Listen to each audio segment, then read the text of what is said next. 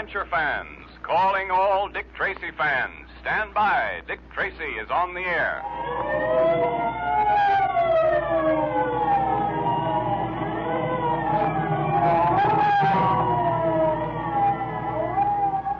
The makers of Quaker Puffed Wheat and Quaker Puffed Rice, those two tasty, nourishing cereals that are shot from guns, now bring you another thrilling Dick Tracy adventure.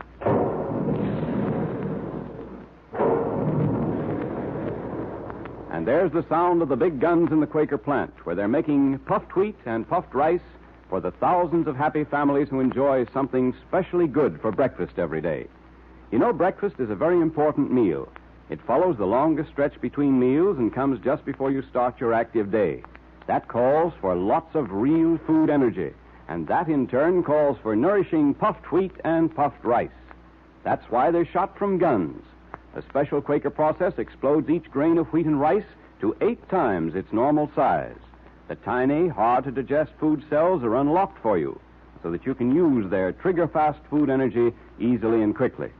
So have Quaker Puffed Wheat or Quaker Puffed Rice for breakfast often. Try them turnabout. Puffed wheat one day, puffed rice the next.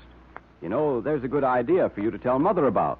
She's always trying to give you and Dad something different that you really enjoy and that's especially good for you, too.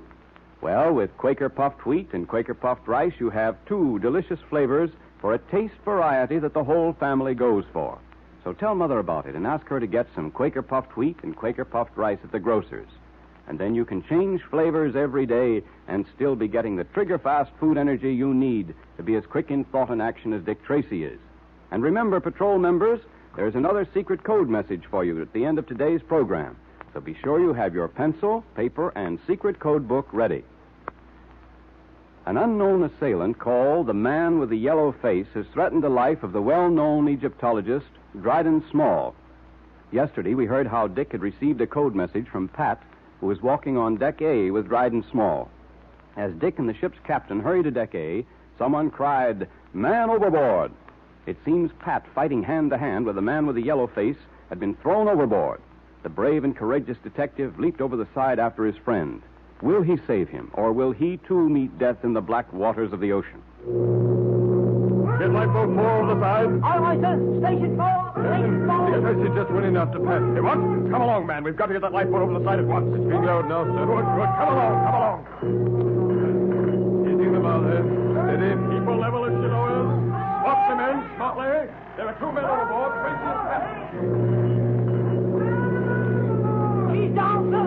Cover those blocks far enough. And the oarsmen. Good luck, men. Good luck. You've got to bring them back.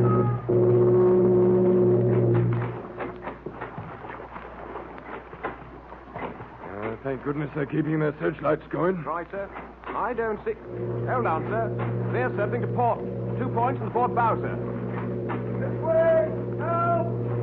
That's Tracy and Pat. Pull out, men. Right, sir. Side of them. Heave away there. Heave, boys. Heave. Stand by on the bow, bosun, to help him aboard. Aye, sir. Oars. Yeah. All right, Mr. Tracy. We've got you, sir. We've got you. Take Patton. He's out. Right, sir, right. Pull him in, boys. Pull him in. Now lend a hand. Let it go. There we are. All right, you're next, Mr. Tracy. Grab hold, sir. Grab hold. Easy. Up you come, sir. Up you come. Over. Thanks. There we are. Oh, that water's cold. How's Patton? He'll be all right, Tracy. He's suffering from cold and shock, most likely. But we'll get him back to the ship at once. And pull away together. Stroke. Stroke. Stroke. Well, Dick, I guess I owe my life to you once again. Someone else would have pulled you out if I hadn't been there, Pat. But no one else did. That's the point. Now that you're able to talk, Pat, tell me, what happened up there on deck? Well, Small and I noticed someone whom we took to be the man with the yellow face. Uh-huh. I immediately sent you that message asking you to come up on deck. Well, after the steward left with the message, Small and I walked aft along Deck A when suddenly a figure slipped out of the shadows. He was on us before I could get set. He knocked Small to the deck, and then I grappled with him. Dick, I've never met anyone so powerful in all my life. I couldn't do a thing against him. He was so strong that he actually picked me up bodily and heaved me overboard. I don't suppose you got a good look at him, Pat. No, Dick, I didn't. Everything happened so quickly. This man, Dryden Small, he knows why he's being hounded, Pat. He knows what the man with the yellow face is after. I'm convinced he also knows who the man with the yellow face is. Well, why don't we just wash our hands of the whole matter, Dick? Now, you know we can't do that, Pat, even though I told Small I would. There's something I can do. I can have this out with Dryden Small. So far, we've managed to protect him, but we can't go on this way. We've got to make that fellow realize that the closer we get to America, the more desperate our adversaries will become. Come on, we might as well have this out right now. Yeah, but the doctor said he was sleeping. I can't help that. I wonder who that is. Come in. Well, Captain, come in. I don't mean to disturb you, Mr. Tracy, but something terrible has happened. Well, what is it, Captain? The thing I've been dreading has come at last. You recall earlier this evening I spoke of one of the crew being found unconscious in the storage room. He was a man with a weak heart, I said. Yes, I remember. He's the man who claimed to have seen a figure standing in the door of the storage room. Yes, well, he insisted on going on with his work in the storage room. He's had another shock, Tracy. One that may be fatal. Another heart attack? Yes. From what I know, I'm convinced he was scared into his present state. I see. Where's the victim now? He's still down in the storeroom. The doctor is giving him first aid, trying to revive him. Pat, you stay with Dryden Small. Yeah? I'm going down to that storage room with the captain. Those two things may be linked up. I don't know how, but they may be. Okay, Dick. But don't worry about me. I'll be all right. Here, take my gun. You may need it since you lost yours overboard. All right, thanks. And don't let Small out of your sight. Oh, I won't. Come along, Captain. Right. If what you say is true, we may have to make new plans at once to trap the man we're looking for.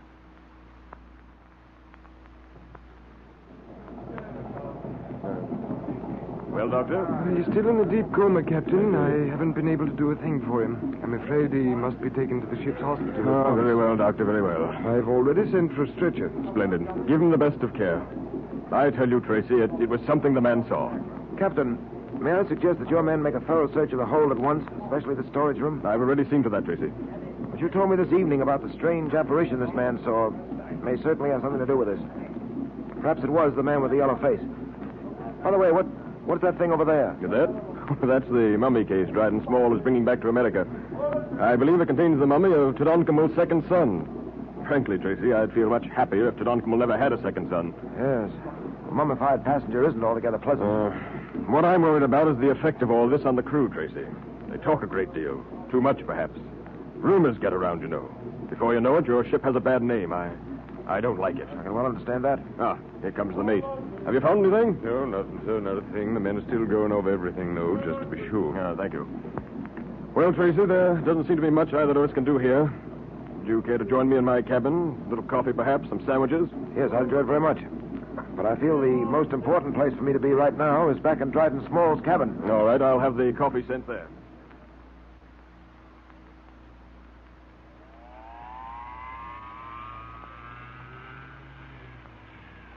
Hey, Dick, sir. This way, Captain.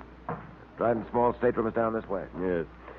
You know, Tracy, it certainly is reassuring to have you on board this trip. I'd hate to have all these bizarre things happening without you here to help clear them up. Well, I haven't cleared them up, Captain. No, but I know your reputation. I have absolute confidence in you, Tracy. Well, thank you. This is really one of the most puzzling cases I've ever encountered. Mm-hmm. I don't believe I ever had so little of a tangible nature to work with. There's so many things I'd like to know. I'd give a great deal, for instance, to know what the Black Pearl of Osiris is and where it is. I'd like to know why the man with the yellow face is so anxious to get hold of it. To make it brief, Captain, I'd like to know what it's all about. That is all that, eh? Well, I'll say this, Tracy. I'll be a very much relieved man when this ship docks at New York. I dare say. Well, here we are. Pat must be in the bedroom. Yes, he, I've told you this before. Wait a minute. Voice. Strange voice. Listen. I have no desire to discuss this matter with you at any length. All I ask from you is that you tell me where the Black Pearl is. The Black Pearl of Osiris. I don't know, I tell you. I don't even know what you're talking about. Your friend, Dryden Small, practiced the same deception. He, too, pretended ignorance of the Black Pearl of Osiris. You see what has happened to him. The same thing will happen to you. This pearl-handled revolver of his may not be very impressive looking, but I rather think if it is well aimed and skillfully handled, it can be deadly indeed. Now, listen, I'm telling You you... will tell me nothing but what I want to know. Where is the Black Pearl of Osiris? Answer, you white devil, or it will be the worse for you. Great heavens, Tracy. What's going on in there? It's evident that Pat's on the spot. I've never heard that voice before, but I'll bet it's the man with the yellow face. What can we do? Have you a gun? No, I haven't. Neither have I. I gave mine to Patton. I can get one, though. No, there's no time. We've got to work quickly. But you can't do anything against that man without a gun. Time grows short, my friend. Answer me quickly. I refuse to waste further words with you. Now listen, I'm telling you the truth. Why should I lie to you? I don't know where the black pearl you're talking about is. This little pearl-handled revolver is about to speak. I do not think you would care to hear its voice. No, I tell you, you've got me all wrong. I don't know any more about that black pearl than you do, or Tracy does. We tried to get Dryden Small to tell us, but he wouldn't. Very well, my friend. I see you are not only stubborn, but reckless of your life. And so Ready, it becomes Captain. necessary For for anything. me to... What are you going to do? Pull a bluff, Captain. Pull a bluff. to kill you. And believe me, my friend, you could have avoided it if you had wanted to. However, you forced my hand. And so... Dick! Dick! There you are. Drop that gun or I'll drop you. Who is the man with the yellow face? And will Tracy succeed in bluffing him? What is the mystery of the Black Pearl of Osiris? We'll soon know. But now the makers of Quaker Puffed Wheat and Quaker Puffed Rice, those two delicious, nourishing cereals that are shot from guns, invite you to attend the meeting of the Dick Tracy Secret Service Patrol. And here's Dick Tracy, Jr., your patrol president now. The 21st meeting will now come to order. And today I have another secret code message for you patrol members. So get your pencil and paper ready, fellows and girls. You know, one reason why we're sending you these secret messages every day is that Dick Tracy wants you to be able to use the code as easily and as quickly as he does. That's important. And that's why you should send at least one code message to every patrol member you know every day. That's the way to get good at it, and it's a lot of fun. But now, get ready for today's secret message from Dick Tracy. Here it is. It's football. 10, 11, 7, 17, 11, 26. 17, 9, 12, 25. 5, 17, 6, 15. 11, 25, 13, 3, 26. Did you get it? Repeat it, Junior, to make sure. Okay, here you are. It's football. 10, 11, 7, 17, 11, 26. 17, 9, 12, 25. 5, 17, 6, 15. 11, 25, 13, 3, 26. And remember, fellows and girls, that's a real message from Dick Tracy to you. Follow those instructions because something very important is about to happen. And if you or any of your friends are missing all the fun we're having, tell them how to join the patrol right away. You know, you just mail 2 Quaker Puffed Wheat or Quaker Puffed Rice box tops, or one of each with your name and address, to Dick Tracy, Box L, Chicago. Then you're a full-fledged member. You get the secret code book, the Dick Tracy Pledge, and the patrol member's badge. And don't forget to form your own active Dick Tracy patrol. It tells you how to in the secret code book. And then you're a patrol leader, and Dick Tracy sends you the special patrol leader's badge to wear with your regular badge. And say, patrol members, have you been promoted to the rank of sergeant or lieutenant yet? It's a real honor to wear one of those officers' badges, you know. Look it up in your code book and start now to win your promotion. Show Dick Tracy the kind of stuff you're made of.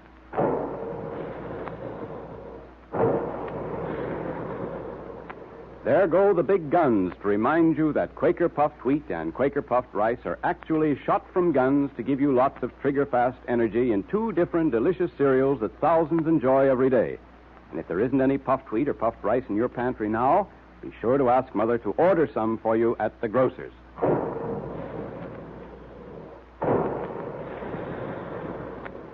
Calling all adventure fans, calling all Dick Tracy fans. Stand by for another exciting Dick Tracy adventure tomorrow at this same time. That is all.